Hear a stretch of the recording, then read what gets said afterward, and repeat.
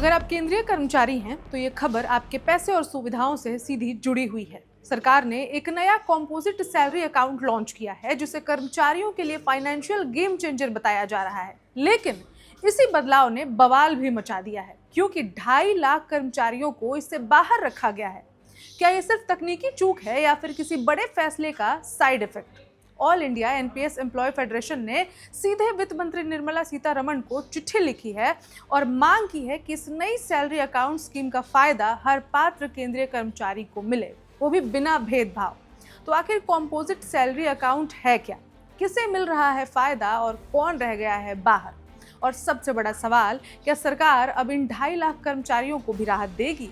चलिए सब कुछ जानते हैं। नमस्कार, मेरा नाम है ऋचा और आप देख रहे हैं वन इंडिया हिंदी। सबसे पहले आप ये जानिए कि क्या है ये composite salary account package. Composite salary account एक ऐसा सैलरी अकाउंट है जिसमें आपको बैंकिंग सुविधा के साथ ही insurance cover, debit credit card के भी फायदे मिलेंगे। वित्त मंत्रालय ने ये स्कीम सभी सरकारी बैंकों के साथ मिलकर शुरू की है।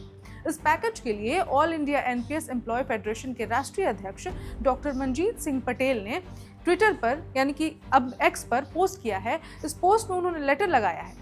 इस लेटर में लिखा है कि ये पैकेज कर्मचारियों की वित्तीय सुरक्षा, सामाजिक सुरक्षा और बैंकिंग जरूरतों को मजबूत करता है। अब इन सारी सुविधाओं को आप विस्तार में समझिए। सबसे पहले जो है, जीरो बैलेंस खाते में पैसे न होने पर भी कोई चार्ज नहीं लगेगा। फ्री ट्रांसफर होगा यानी कि आरटीजीएस, एनईएफटी, यूपीआई, सभी मुफ्त फ्री चेकबुक बिना अतिरिक्त शुल्क के।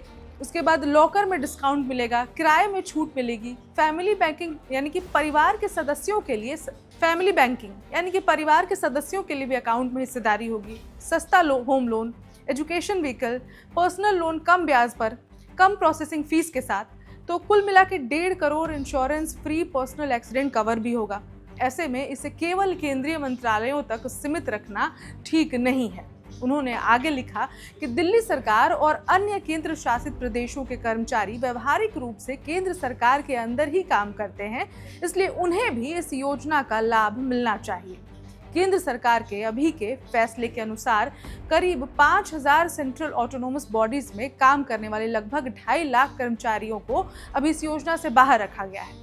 बता दें कि कॉम्पोजिट सैलरी अकाउंट को सीधे तौर पर 8th पे कमीशन यानी कि 8वां वेतनमान से जोड़ा जा रहा है। इस योजना को वित्त मंत्रालय के तहत यानी कि department of financial services DFS ने शुरू किया है और इसे केंद्रीय कर्मचारियों के लिए एक वेलफेयर पैकेज के रूप में पेश किया गया है, हालांकि जिस पर अभी बवाल मचा हुआ है। तो इस खबर में इतना ही। आप क्या सोचते हैं? क्या इन 2.5 लाख कर्मचारियों को भी वो सारी सुविधाएं मिलनी चाहिए जो सरकार ने लॉन्च किए हैं? जो भी लगता है कमेंट करके बताइए और अपडेट्स के लिए देखते रहिए one India Hindi. Subscribe to One India and never miss an update. Download the One India app now.